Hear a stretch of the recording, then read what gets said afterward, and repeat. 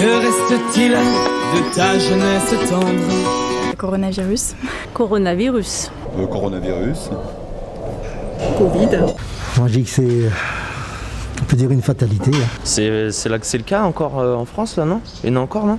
C'est vrai qu'il y en a partout, mais nous, ça ne nous avait jamais touchés. Ça peut être pandémie, ça peut être petite chose. Maladie. Contagion. Virus.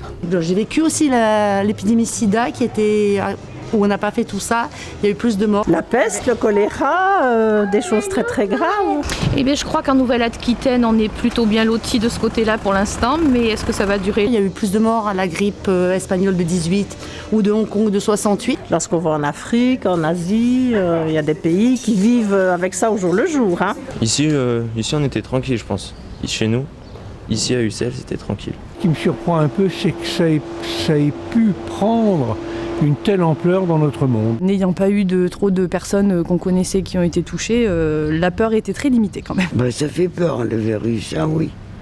J'en ai très peur, moi qui est fragile, j'ai très peur de ça. J'ai pas envie d'être pris par cette peur. J'ai pas eu peur. Par rapport au corona, j'ai jamais eu peur de l'attraper. Non, pas tellement. Un peu, mais il ne faut pas tomber non plus dans le désastre et dans la phobie, quoi. Il faut pas non plus psychoter et puis surtout se protéger, quoi. Oui, des cauchemars la nuit, oui, un peu. L'angoisse, vous savez, quand je vois toutes ces personnes décédées. Peur pour les soignants surtout, pour les infirmiers, les aides-soignantes, les médecins et aussi pour les personnes âgées. Il y a eu des situations, des cas très, très graves quand même, donc ça fait un peu peur. Si on pense qu'à ça, c'est plus la peine. Hein. Faut pas que ça nous empêche de sortir. On faisait attention, quoi. Non, moi je n'ai pas peur, parce qu'on a fait attention. Mais je fais attention aux autres, surtout. Oui, la peur de l'autre en fait, maintenant, un peu. Maintenant, moi je pense qu'il faut vivre. Il ne faut pas rester dans son coin, avoir peur. Il ne faut pas entretenir cette peur. Que reste-t-il de ce que tu nous avais donné, de tes contrées si fertiles où les villes ont poussé? Que reste-t-il de notre bienveillance qui m'a donc appris un jour à leur faire confiance? Le confinement, c'est quelque chose qu'on n'a jamais connu, donc c'est vrai que c'est assez exceptionnel. Confinement, souffrance. Travail. Très bien. C'était un peu dur, moi. Très très très compliqué. Ouais. Disons que quand on est tout seul, ça peut être un peu pénible. Très dure période, surtout avec un enfant en bas âge. Ça a été, surtout avec les enfants en fait, l'école à la maison ça a été compliqué. Oui, les 2 mois qu'on a fait, ça nous a fait un peu long, mais on n'est pas les plus malheureux nous. Hein. Long, très long. Période très longue et avec beaucoup de questionnements par rapport à la maladie, à son développement. C'était bien. Qu'est-ce que moi, ça m'a apporté du repos. Galère.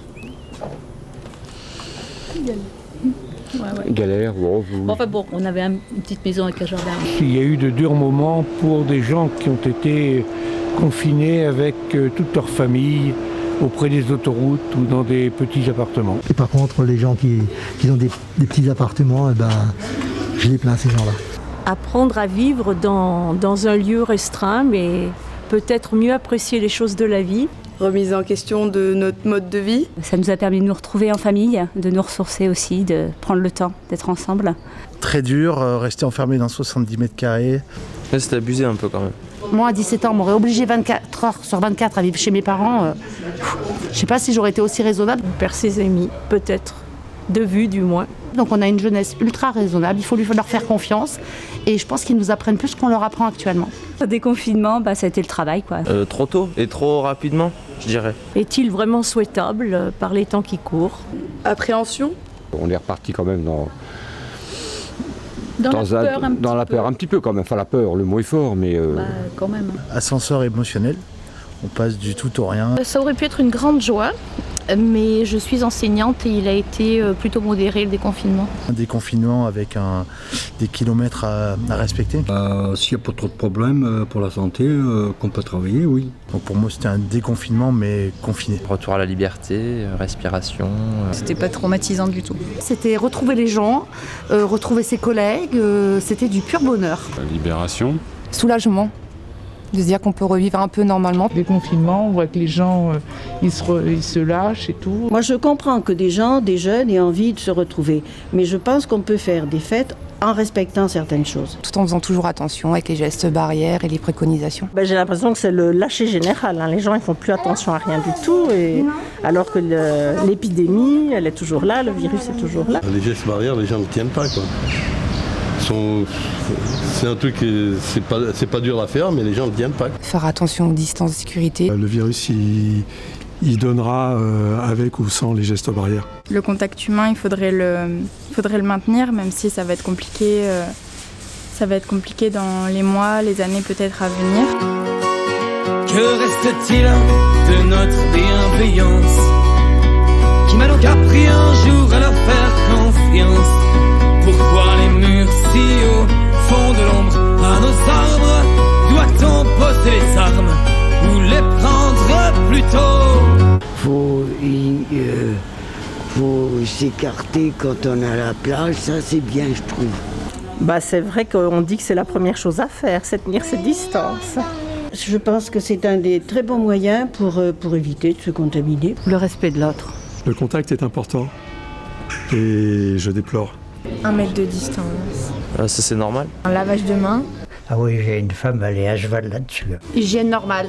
Même en dehors d'une épidémie, c'est essentiel. Je préfère savon. Il y a toujours un débat par rapport à l'alcool dans le produit et voilà, surtout pour les enfants. Peut-être que trop d'utilisation va générer des problématiques également de peau ou va fragiliser en fait l'épiderme. La distanciation sociale, c'est pas évident à respecter. Par moments, c'est difficile aussi de respecter la distance sociale. J'ai un peu de mal avec ce terme. Je comprends la distanciation physique, mais la distanciation sociale. Pourquoi casser le lien social voilà. Un peu compliqué quand on aime les gens. Je préférerais dire respectons quelques règles d'hygiène bien comme il faut, et puis après on n'aura pas besoin de faire de distanciation sociale. Distanciation physique, je parle, éloignement.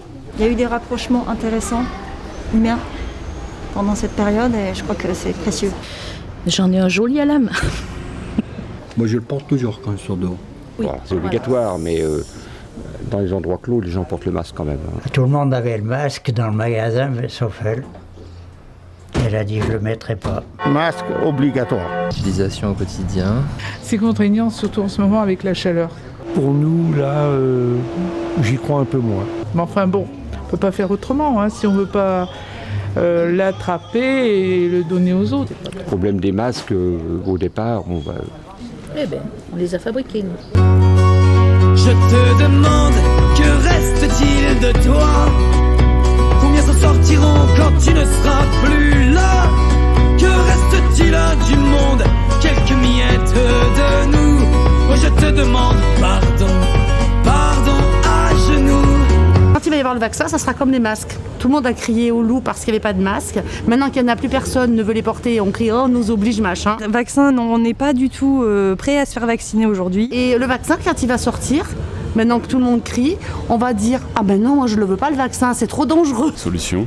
Je pense pas que le vaccin soit la solution ultime. Moi, je l'attends. Peut-être un jour. Moi, je courrais pas après. On aura peut-être à hésiter. Récalcitrante, mais si obligatoire, je le ferai. Pour être sûr. Moi, je suis pas contre me faire vacciner si. Ah bah non, moi non plus. Moi, je trouve que c'est du rêve. On en raconte beaucoup de bêtises. Il faudrait qu'on trouve une solution assez vite. Je pense pas que ce soit dans l'immédiat. Je pense que ça va pas être prêt tout de suite. C'est une histoire d'argent là aussi. Oui. Bataille des laboratoires. Qu'un vaccin puisse naître des médecines mondiales. Si c'est les Américains qui l'ont en premier, ce sera peut-être pas terrible. Vaccin, j'espère qu'ils vont en trouver un. Minimum printemps 2021, donc pour l'instant. Pourquoi pas, on espère, mais je pense que c'est pas pour tout de suite. À étudier. Je sais pas si je me lancerai dans le vaccin dès le départ. Je préfère être vacciné, oui, pour ne plus porter le masque. Non, contre. C'est la seule chose à faire, c'est se faire vacciner.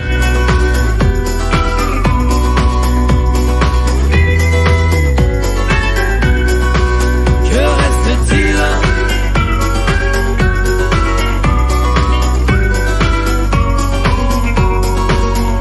Moi, je serais contente d'être testée pour savoir si je l'ai fait, si je ne l'ai pas fait. Il faut les faire.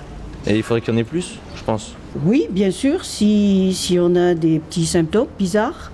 C'est plus qu'une appréhension, là, c'est une peur de devoir le faire, le test. Pas trop envie de le faire, un peu la peur aussi du résultat. Test bientôt, samedi. On peut faire un test et ne pas l'avoir, et puis je veux dire, le lendemain, on peut l'attraper. Je pense que c'est un peu inutile. On n'a pas eu dans si moi. tu en as fait un, toi.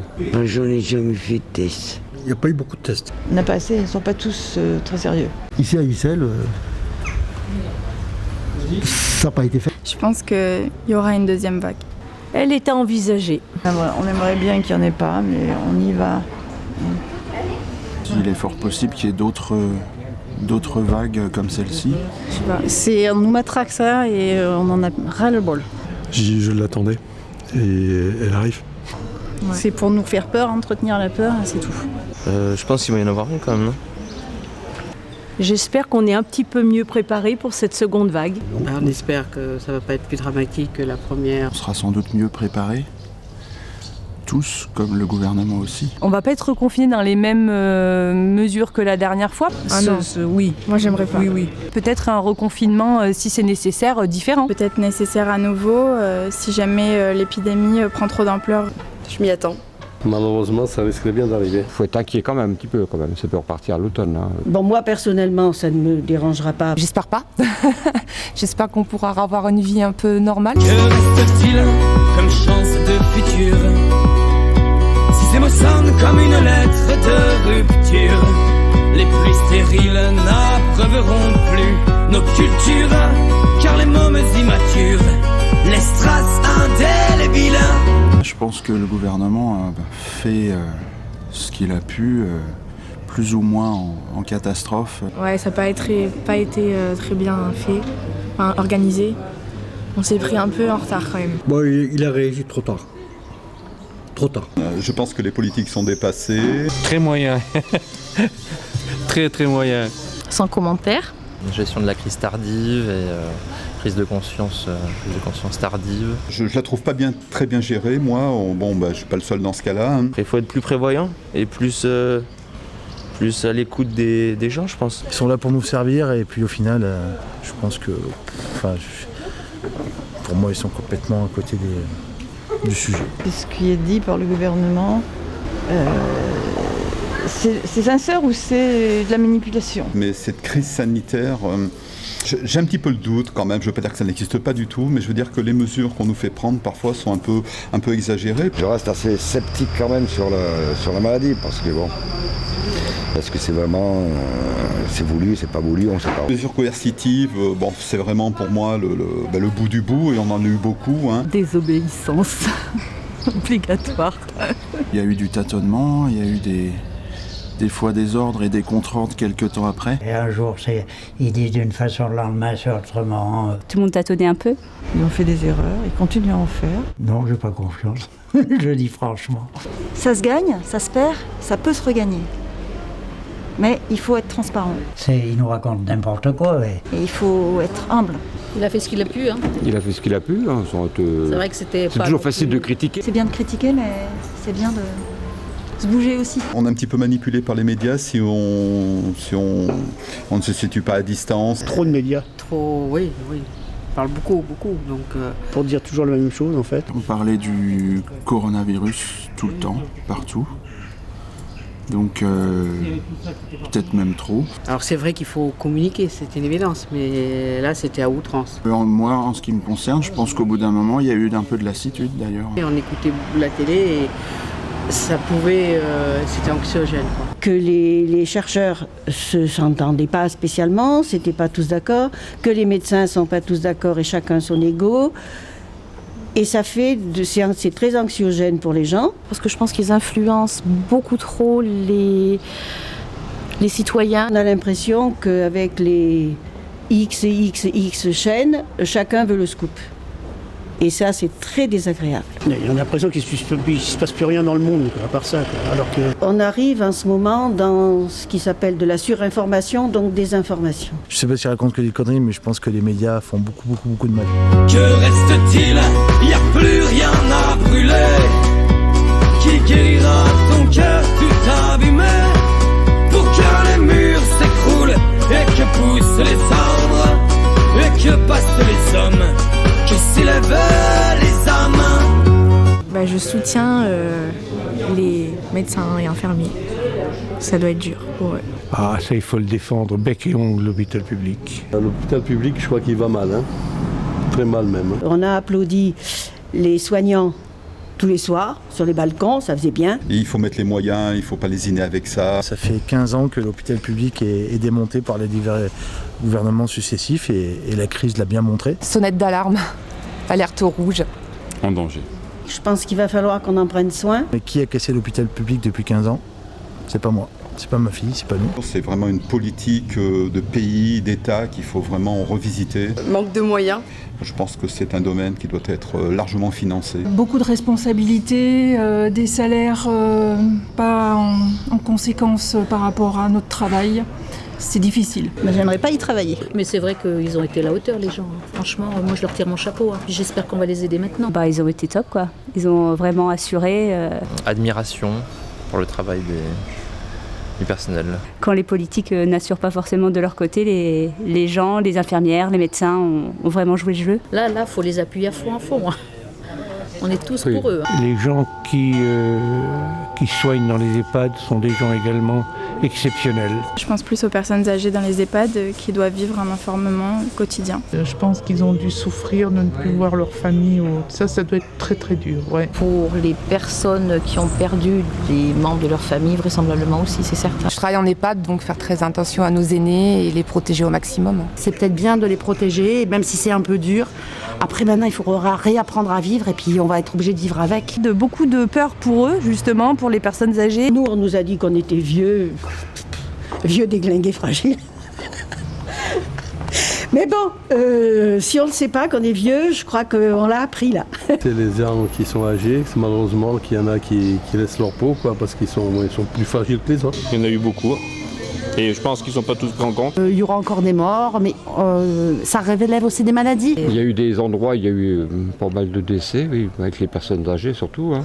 Ça n'a pas été surveillé assez vite. Je te demande, que reste-t-il de toi? Combien te sortiront quand tu ne seras plus là? Que reste-t-il du monde? Quelques miettes de nous. Oh, je te demande pardon à genoux. Catastrophe économique. On est parti vers une crise économique assez longue, je pense. Hein. C'est grave. Je ne sais pas comment on va s'en sortir. Et quand on va se réveiller au mois de septembre, pour moi, ce sera très dur. Beaucoup de gens sont en difficulté. Mon mari travaille pour Airbus, donc ça nous touche tout particulièrement. Pour les artisans et commerçants, ça a été très certainement une période très compliquée et j'ai peur que ce ne soit pas terminé. Les personnes en situation de précarité, là je pense qu'elles se sont multipliées. Moi je vois pas de débouché, rien du tout, parce que surtout pour les jeunes. Moi je pense que je m'en sortirai, mais qu'est-ce que je vais laisser à ma fille, ça je sais pas et j'ai très peur. On peut avoir peur pour nos descendants. Et actuellement, il y a beaucoup d'argent partout, énormément d'argent partout, et pourtant beaucoup de pauvreté. On nous annonce une crise, on va devoir se serrer la ceinture, et à côté de ça, il y a des dividendes qui tombent de partout. Ils ont trouvé des milliards et des milliards et des milliards d'euros pour justement passer cette crise. Pourquoi ils n'ont pas fait ça avant déjà? Je pense qu'il faut repenser un petit peu le partage des richesses, et la crise économique, elle passera légèrement ou beaucoup mieux pour tous. Mais je pense que le fossé s'est creusé. Et le monde d'après, c'est deux sociétés qui vont vivre sans jamais se rencontrer, à mon avis. On espère que quand même ça va rester vivable et que la psychose va s'arrêter à un moment donné. Le monde d'après, je pense que déjà la bise n'existera plus. Il y a eu beaucoup d'entraide, c'est vrai, mais est-ce que ça va continuer? Et l'entraide, je trouve, c'est humain. Il faut trouver des valeurs humaines, tout simplement. À mon avis, les gens ne sont pas prêts. Le monde d'après, le monde d'avant. On est déjà dans le monde d'après. Le monde d'aujourd'hui. Ça reviendra comme au monde d'avant. Pas grand chose qui change malheureusement. Il n'y aura pas de changement le Covid ne changera rien. Il tarde qu'on prenne la mesure en fait de l'état de la planète. On essaie de un petit peu tous les jours faire en sorte de préserver notre planète. On essaie nous à notre niveau de faire des efforts sur le tri de déchets, choses comme ça, mais après ce serait plus au niveau global qu'il faudrait que ce soit fait. La crise écologique, elle va avec la crise économique, elle est reliée avec le phénomène de société. Il faut que les gouvernements prennent des initiatives pour réduire le réchauffement climatique. Et la crise écologique, c'est nous qui la gérons, c'est pas le gouvernement. C'est pas le gouvernement qui va la gérer, en tout cas. Je pense qu'on a pris un bon virage. Tout le monde a pris conscience. Après, on peut dire qu'il n'est jamais trop tard pour essayer de. Il y a des gens qui ont tiré les sirènes d'alarme il y a très longtemps déjà. Je pense qu'on va vers de bonnes résolutions, bonnes décisions et vers des jours meilleurs. Mais bon, ça ne va pas empêcher les industries de toujours polluer et de faire du fric. On a remis certains sur la bonne voie, je pense. Trouver le médicament, le rêve d'après. Mais qu'il n'y ait plus de coronavirus. Qu'on puisse avoir des bons chercheurs, des bonnes recherches pour pouvoir justement anticiper au maximum ce genre de pandémie. Eh bien, ça ne serait qu'il n'y ait plus du tout de virus et qu'on puisse vivre sans contrainte. Qu'il n'y ait plus de maladies sur la Terre et que tout le monde mange à sa faim. Le rêve d'après, un monde sans argent, un monde où le lien social existe et soit important. Et que chacun a le droit de vivre et de penser ce qu'il veut. Mon rêve d'après, que ça redevienne comme avant. Ce serait sympa de se servir de leçons de tout ça. L'amour. Pas la guerre, l'amour. Oui, je pense qu'on va s'en sortir, ça devrait s'arranger, oui.